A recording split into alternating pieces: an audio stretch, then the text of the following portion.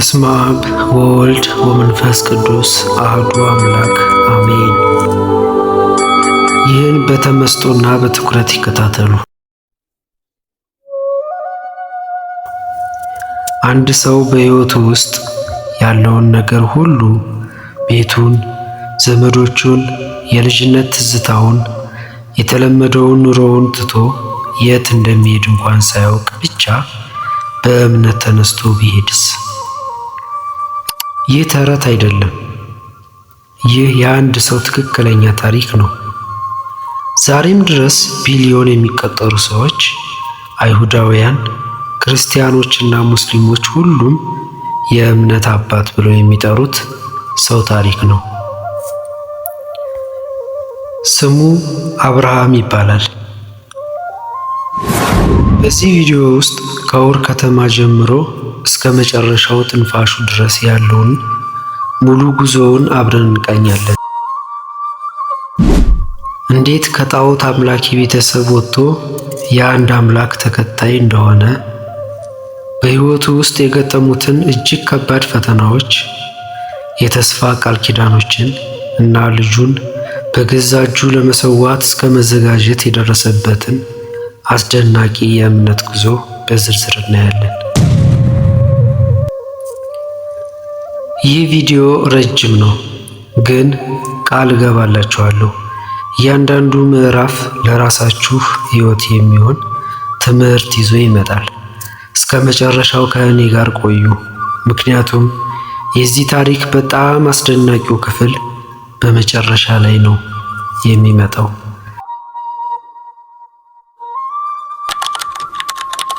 አብርሃም ማን ነው? በጥንት ዘመን በኤፍራጥስ ወንዝ አካባቢ ኡር የተባለች ታላቅ ከተማ ነበረች። በዚያ ከተማ ውስጥ ሰዎች ብዙ ጣዖትን ያመልኩ ነበር። ጨረቃን፣ ፀሐይን፣ በእጅ የተሰሩ ምስሎችን። በዛች ከተማ ውስጥ ታራ የሚባል ሰው ይኖር ነበር። እርሱም ልጅ ነበሩ። ስሙም አብርሃም ይባላል። አብርሃም ያደገው በዚህ የጣዖት አምልኮ ውስጥ ነው። ነገር ግን በውስጡ የሆነ ነገር የተለየ ነበር። ብዙ የቤተ ክርስቲያን ሊቃውንት እንደሚናገሩት ገና በወጣትነቱ አብርሃም በዙሪያው ያሉትን ጣዖት አምልኮ በጥያቄ ይመለከት ነበር። እነዚህ በእጅ የተሰሩ ምስሎች እንዴት አምላክ ሊሆኑ ይችላሉ የሚል ጥያቄ በልቡ ይመላለስ ነበር። እግዚአብሔር ግን ይህን ሰው መርጦ ነበር። ገና ስሙ ከመታወቁ በፊት፣ ገና አንድም ሥራ ከመስራቱ በፊት እግዚአብሔር በአብርሃም ልብ ውስጥ ያለውን ንጽሕናና የፍለጋ መንፈስ አይቶ ነበር። ይህ የመጀመሪያው ትምህርታችን ነው። እግዚአብሔር ብዙ ጊዜ የሚመርጠን ገና ብቁ ከመሆናችን በፊት ነው። አብርሃም ምንም ልዩ ሥራ አልሰራም ነበር። እግዚአብሔር ግን ልቡን አይቶ መረጠው። ይህ ማለት እናንተም ዛሬ የት ብትሆኑ ካለፈው ስህተታችሁ ወይም ካለፈው ውድቀታችሁ ቢሆንም እንኳን እግዚአብሔር እናንተን ለታላቅ ነገር ሊጠራችሁ ይችላል ማለት ነው። እንደ ዘመናዊ ምሳሌ ስናስብ ብዙ ስኬታማ ሰዎች ታሪካቸውን ስንመለከት ከትልቅ ስኬታቸው በፊት ማንም የማያውቃቸው በተራ ሥራ ላይ የነበሩ ሰዎች እንደነበሩ እናያለን። ብቃት ሁልጊዜ ከመመረጥ በፊት አይደለም የሚመጣው። አንዳንዴ መመረጥ ራሱ ብቃትን ይፈጥራል።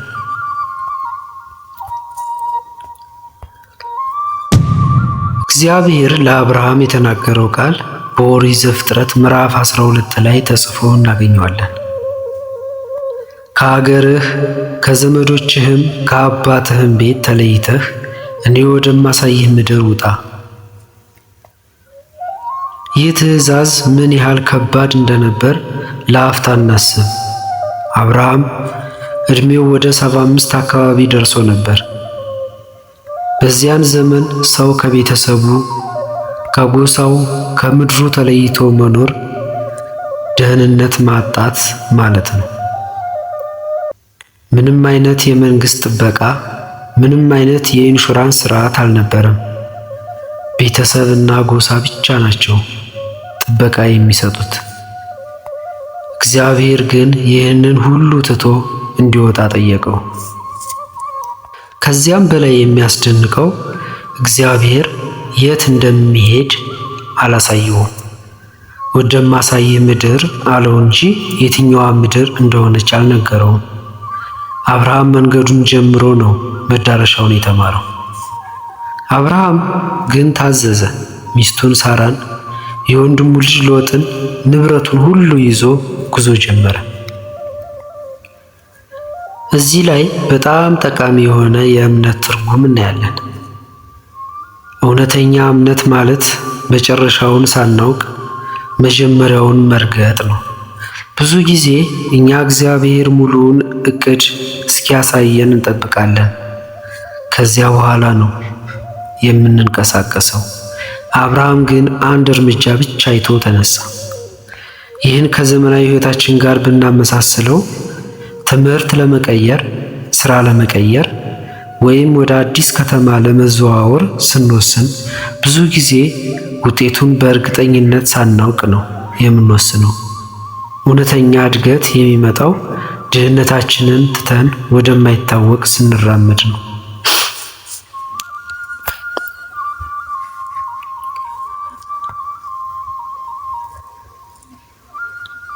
አብርሃም ወደ ከነዓን ምድር ደረሰ።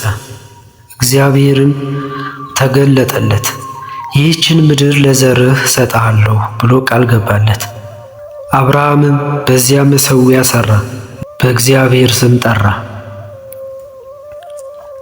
ነገር ግን ብዙም ሳይቆይ በምድሪቱ ላይ ራብ ሆነ።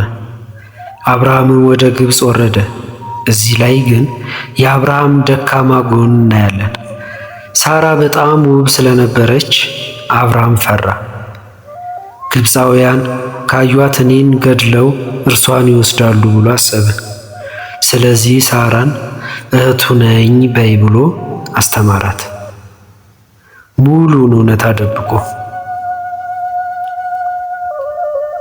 ይህ ውሳኔ ትልቅ ችግር ፈጠረ። የግብፅ ንጉሥ ፈርዖን ሳራን ወደ ቤተ መንግሥቱ አስወሰዳት። እግዚአብሔር ግን ጣልቃ ገብቶ በፈርዖን ቤት ላይ መቅሰፍት አመጣ። ፈርዖንም እውነቱን ካወቀ በኋላ ሳራን መልሶ ለአብርሃም ሰጠው፣ ከግብፅም አስወጣቸው። ይህ ታሪክ በጣም አስፈላጊ የሆነ ነገር ያስተምረናል።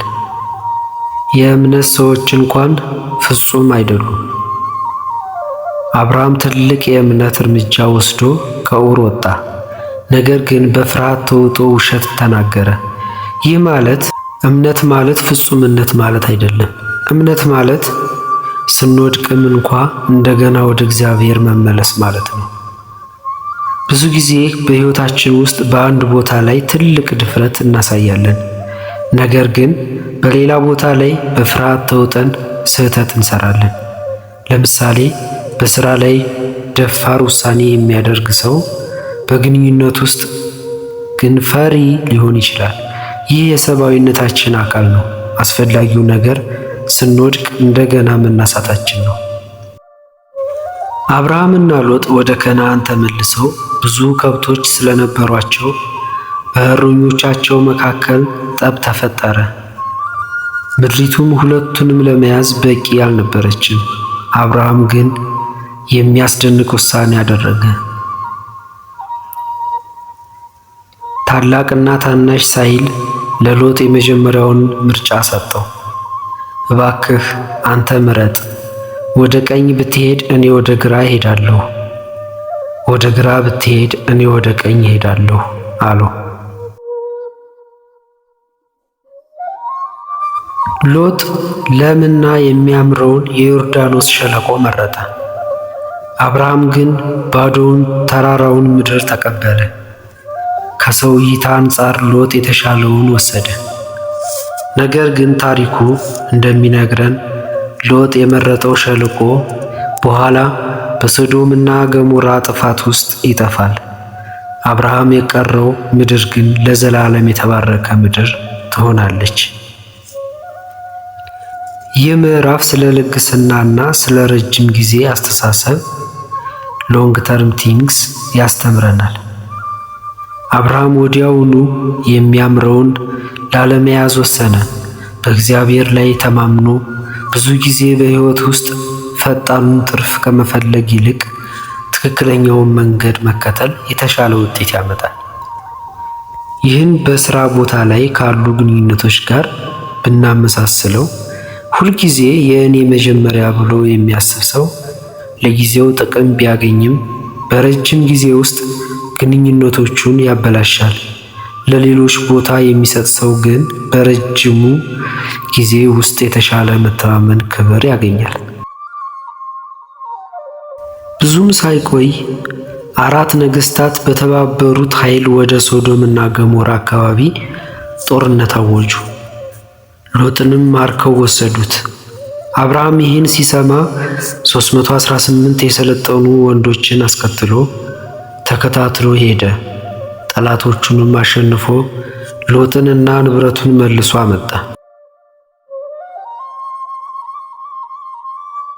በተመለሰ ጊዜ የሳሌም ንጉሥና ካህን መልከ ጻዲቅ ወጥቶ ተቀበለው፣ ባረከውም። አብርሃምም ከወሰደው ምርኮ አንድ እስረኛውን ከመልከ ጻዲቅ ሰጠ። ይህ ካህን በመጽሐፍ ቅዱስ ውስጥ በጣም ምስጢራዊ ከሆኑ ሰዎች አንዱ ነው። የት እንደመጣ የት እንደሄደ አይታወቅም። ነገር ግን ብዙ ሊቃውንት ይህንን ገጠመኝ ትልቅ መንፈሳዊ ትርጉም እንዳለው ያምናሉ። አብርሃም ድል ካደረገ በኋላ ያደረገው ነገር በጣም አስፈላጊ ነው። ምስጋናውን ለራሱ አልወሰደም። ካህኑን አክብሮ ምርኮውንም ካካፈለ በኋላ ከሰዶም ንጉሥ የቀረበለትን ስጦታ እንኳ ውድቅ አላደረገም። እኔ ያከበርኩህ ብለህ እንዳትል በማለት ይህ የትህትና ትምህርት ነው። በዘመናዊ ሕይወት ውስጥ ስኬት ስናገኝ ብዙ ጊዜ እኔ ብቻዬን ነው የሰራሁት ብለን እናስባለን። አብርሃም ግን ካሸነፈ በኋላ ወደ ኋላ ተመልክቶ እግዚአብሔርንና ሌሎችን አመሰገነ። ስኬትን ማክበር ብቻ ሳይሆን ስኬቱ ከየት እንደመጣ ማወቅም አስፈላጊ ነው። አብርሃም ልጅ አልነበረውም። ይህም በጣም ያሳስበው ነበር።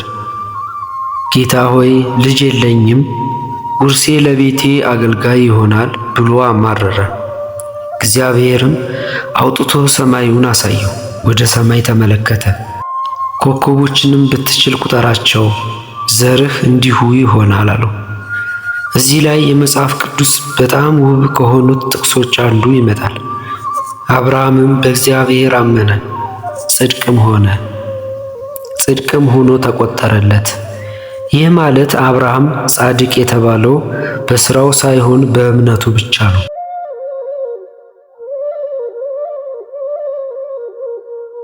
እግዚአብሔርም ከአብርሃም ጋር መደበኛ ቃል ኪዳን አደረገ።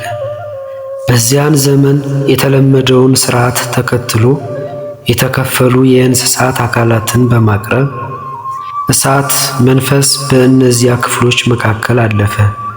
ይህም እግዚአብሔር ራሱ ቃል ኪዳኑን በራሱ ሕይወት እንደሚያረጋግጥ የሚያሳይ ምልክት ነው። ይህ ምናልባት ከመላው ታሪክ በጣም ትልቅ ከሆኑት መንፈሳዊ እውነቶች አንዱ ነው። ጽድቅ የሚገኘው በሥራ ብዛት ሳይሆን በእምነት ነው። ይህ መርህ በኋላ በአንድ ኪዳን ውስጥ በተደጋጋሚ ይጠቀሳል። የክርስትና እምነት መሠረታዊ አስተምህሮ ይሆናል። በሕይወታችን ውስጥ ራሳችንን ብቁ እንድንሆን ብዙ ጊዜ በሥራችን ብዛት ለካ እንፈልጋለን። ይህ ታሪክ ግን ያስተምረናል። ግንኙነት የሚገነባው በመተማመን ነው እንጂ ሥራችንን በመቁጠር ብቻ አይደለም። ሳራ ልጅ ስላልወለደች በዚያን ዘመን ልማድ መሠረት ግብፃዊቷን አገልጋይዋን አጋርን ለአብርሃም ሰጠቻት፣ ልጅ በእርሷ በኩል እንዲኖረው። አጋርም ጸነሰች፣ እስማኤልንም ወለደች። ይህ ውሳኔ ግን ትልቅ የቤተሰብ ችግር ፈጠረ። አጋር እመቤቷን ናቀች፣ ሳራም ተከፋች። በመጨረሻም አጋር ወደ በረሃ ሸሸች። እግዚአብሔር መልአኩን ላከ፣ አጋርንም አገኛት፣ እንድትመለስ ነገራት። ስለ ልጇም ተስፋ ሰጣት፣ እስማኤልም ትልቅ ሕዝብ ይሆናል ብሎ። ይህ ታሪክ በጣም አስፈላጊ ትምህርት ይዟል። የእግዚአብሔርን ተስፋ በራሳችን መንገድ ለማሳካት ስንሞክር ብዙ ጊዜ ችግር እንፈጥራለን። አብርሃምና ሳራ በእግዚአብሔር ልጅ እንደሚሰጣቸው ቃል ገብቶላቸው ነበር። ነገር ግን በትዕግስት ማጣት የራሳቸውን መፍትሄ ፈለጉ። ውጤቱ ግን ትውልዶችን የሚነካ ችግር ሆነ። በዘመናዊ ሕይወት ስንት ጊዜ ውጤት ለማግኘት ጊዜ መስጠት ሲያቅተን አቋራጭ መንገድ ብለን የምንወስደው ውሳኔ በኋላ ላይ ትልቅ ችግር ይፈጥርብናል። ትዕግስት ማጣት ብዙ ጊዜ ከጊዜ ማጣት የበለጠ ውድ ዋጋ ያስከፍላል። አብርሃም 99 ዓመት ሲሆነው እግዚአብሔር እንደገና ተገልጦለት ስሙን ከአብርሃም ከፍ ያለ አባት ወደ አብርሃም የብዙዎች አባት ቀየረው። የሚስቱንም ስም ከሳራይ ወደ ሳራ ቀየረ። እግዚአብሔርም አንቺ ደግሞ ብዙ ሕዝብ ትወልጃለሽ፣ የነገሥታትም እናት ትሆኛለሽ ብሎ ተስፋ ሰጣት። አብርሃምም ይህን ሲሰማ ስቆ ወደቀ። 100 ዓመት ለሆነው ሰው ልጅ ይወልዳልን? ሳራስ 90 ዓመት የሆናት ትወልዳለችን? ብሎ በልቡ አሰበ።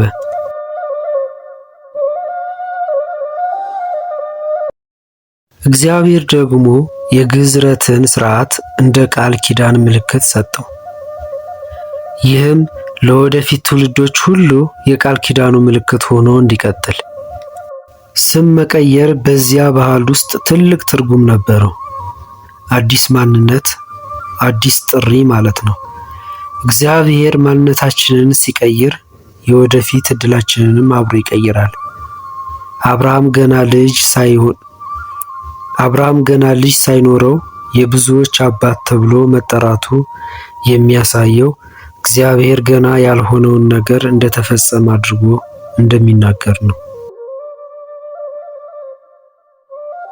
ይህ ማንነትን ስለመቀየር ትልቅ ትምህርት አለው። አንዳንድ ጊዜ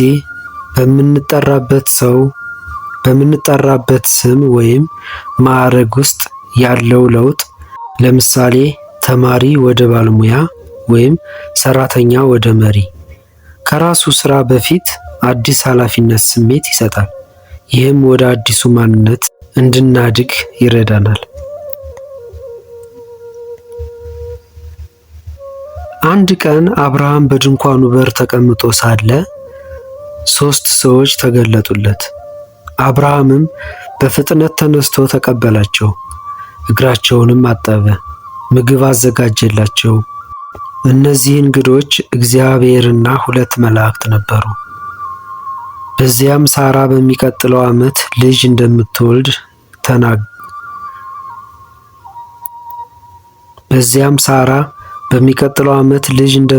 ተነገራት። ሳራም ከድንኳኑ ውስጥ ሆና ስቃ ነበር። ይህም አለማመኗን ያሳያል። ከዚያም እግዚአብሔር ስለ ሶዶም እና ገሞራ ክፉ ሥራ ለአብርሃም ገለጠለት። ሊያጠፉትም እንዳሰቡ ነገረው። አብርሃምም በድፍረት ተደራደረ። ከተማይቱ ውስጥ 50 ጻድቃን ቢገኙስ ስለ እነርሱ ታጠፋታለህን? ብሎ ጠየቀ። እግዚአብሔርም ባገኝ አላጠፋም አለው። አብርሃም ግን ቁጥሩን እየቀነሰ 45፣ 40፣ 30፣ 20 በመጨረሻም 10 ብቻ እስከሚደርስ ደጋግሞ ተማጸነ። እግዚአብሔርም ስለ 10ሩ አላጠፋትም አለው። ይህ ምዕራፍ ስለ አማላጅነት ትልቅ ትምህርት ይሰጣል። አብርሃም ለራሱ ጥቅም አልነበረም የተማጸነው፣ ለማያውቃቸው ሰዎች ደህንነት ነው በድፍረት የተነጋገረው። ይህም እግዚአብሔር ለሰው ልጅ ልመና ምላሽ የሚሰጥ ግንኙነት የሚፈልግ አምላክ መሆኑን ያሳያል። በዘመናችንም ለሌሎች ሰዎች መልካም ነገር በጸሎት መጠየቅ ወይም መከራከር ትልቅ የፍቅር መገለጫ ነው። አብርሃም ለራሱ ብቻ ተጨንቆ ቢቀር ኖሮ ይህ ታሪክ ባልነበረ ነበር። ልክ እግዚአብሔር እንደተናገረው ሳራ ጸነሰች፣ በተባለው ጊዜ ወንድ ልጅ ወለደች፣ ስሙንም ይስሐቅ አለችው። ይህም ሳራ ቀደም ብላ ባለማመኗ የሳቀችውን እና በኋላ ግን በደስታ የምትስቅበትን ጊዜ የሚያስታውስ ስም ነው። ሳራም እግዚአብሔር ሳቅ አደረገልኝ፣ የሚሰማም ሁሉ ከእኔ ጋር ይሳቅ አለች። አብርሃም የ100 ዓመት ሰው ሲሆን ነው ይህ ልጅ የተወለደለት። ከ25 ዓመታት በላይ ከጠበቀ በኋላ እግዚአብሔር የገባው ቃል ኪዳን ረጅም ጊዜ ቢወስድም እውን ይሆናል። ይህ ምዕራፍ ስለ ትዕግስት እና ስለ ትክክለኛው ጊዜ ትልቅ ትምህርት ይሰጠናል። እግዚአብሔር ተስፋውን አልረሳም፣ ግን የራሱ ፍጹም ጊዜ ነበረው።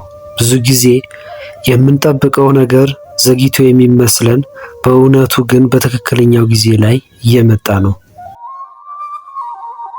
ይህንን ከዘመናዊ ሕይወት ጋር ስናመሳስለው ብዙ ሰዎች ለረጅም ጊዜ የጠበቁትን ህልም በኋላ ላይ ሲያገኙ ያ መጠበቅ ራሱ ዋጋውን ከፍ እንደሚያደርገው ይናገራሉ።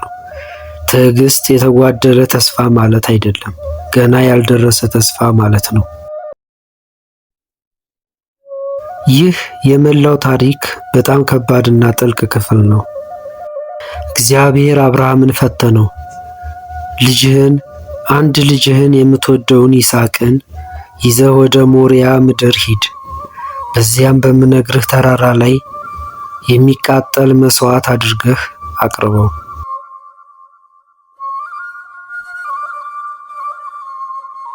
ለአፍታ አስቡ፣ ይህ ምን ያህል ከባድ እንደሆነ። ይህ ልጅ ለ25 ዓመታት የተጠበቀ የተስፋ ቃል ኪዳን ፍጻሜ የሆነ ብቸኛ ልጅ ነው። ነገር ግን አብርሃም ማልዶ ተነሳ፣ ሕያውን ጭኖ ይስሐቅንና 2 ወጣቶችን ይዞ ወደ ተባለው ቦታ ተጓዘ። በሦስተኛው ቀን ተራራውን ከሩቅ ሲያይ ወጣቶቹን ከዚያው ትቶ ይስሐቅን ብቻውን ይዞ ወደ ተራራው ወጣ። ይስሐቅም አባቴ ሆይ እሳትና እንጨት አለ፣ የሚቃጠለው መስዋዕት በጉ ግን የት አለ ብሎ ጠየቀ። አብርሃምም ልጄ ሆይ እግዚአብሔር ራሱ የሚቃጠለውን መስዋዕት በግ ያዘጋጃል ብሎ መለሰለት።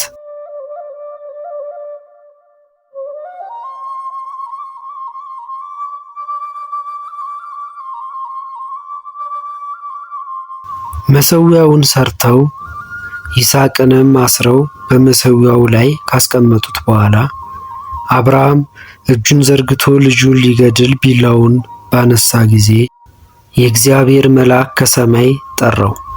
አብርሃም ሆይ በልጅህ ላይ እጅህን አትዘርጋ፣ እግዚአብሔር እንደምትፈራ አሁን አውቄአለሁ። አብርሃምም ዓይኑን አነሳ፣ ቀንዱ በዛፍ ቁጥቋጦ ውስጥ የተያዘ አውራ በግ አየ። ያንንም ወስዶ በልጁ ፋንታ መስዋዕት አድርጎ አቀረበው። ይህ ምናልባት ከመላው መጽሐፍ ቅዱስ ውስጥ ስለ እምነት በጣም ጥልቅ የሆነው ታሪክ ነው። አብርሃም ይህን ትእዛዝ ሲቀበል ምንም ሳያማርር መታዘዙ የሚያሳየው ምን ያህል ጥልቅ እምነት እንደነበረው ነው። ብዙ የነገር መለኮት ሊቃውንት እንደሚናገሩት አብርሃም ያምን የነበረው የእግዚአብሔር ይስሐቅን እንኳ ከሞት ሊያስነሳ እንደሚችል ነው። ምክንያቱም ተስፋው በይስሐቅ በኩል እንደሚፈጸም ቀድሞ ተነግሮት ነበርና። ይህ ታሪክ ደግሞ ትልቅ ትንቢታዊ ትርጉም አለው።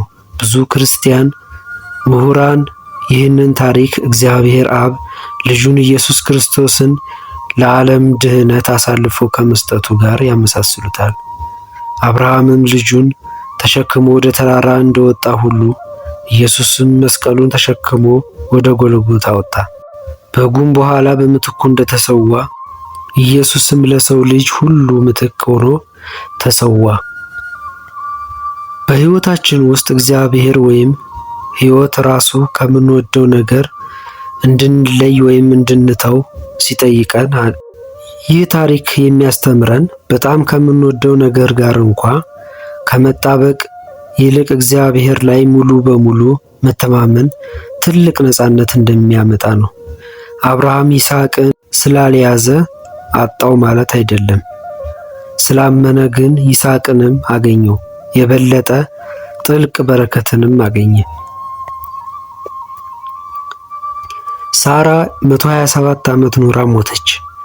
አብርሃምም ለእርሷ አልቅሶ በኬብሮን አካባቢ ከቄጢያውያን መቃብር ቦታ ገዝቶ ቀበራት። ይህ የመጀመሪያው በአብርሃም ስም የተመዘገበ የይዞታ ግዢ ነው። ትንሽ ጅምር ግን ወደፊት ለታላቅ ርስት መሰረት የሚሆን ምልክት ነው። ከዚያም አብርሃም ለይስሐቅ ሚስት ፍለጋ አገልጋዩን ወደ ገዛ ዘመዶቹ ምድር ላከው። ከከናናውያን ሴት ልጅ እንዲያጋባ ስላልፈለገ። አገልጋዩም ሄዶ በጸሎት እየተመራ ርብቃን አገኘ። ርብቃም ተስማምታ ከእርሱ ጋር ሄደች፣ ይስሐቅም ሚስት ሆነች። አብርሃም በሕይወቱ የመጨረሻ ዘመን ላይ እንኳ ለልጁ የወደፊት ሕይወት ጥንቃቄ ማድረጉን እናያለን። እምነት ማለት ስለ ራሳችን ብቻ ሳይሆን ስለ ትውልዳችንም ማሰብ ማለት ነው። ወላጆች ለልጆቻቸው መልካም መሰረት ለመተው የሚያደርጉት ጥረት፣ ትምህርት፣ እሴቶች፣ መንፈሳዊ ውርስ ይህንኑ መርህ ያንጸባርቃል። አብርሃም የተወው ውርስ ገንዘብ ብቻ ሳይሆን እምነት ጭምር ነው። አብርሃም 175 ዓመት ኖረ። በመልካም ሽምግልና ሞተ።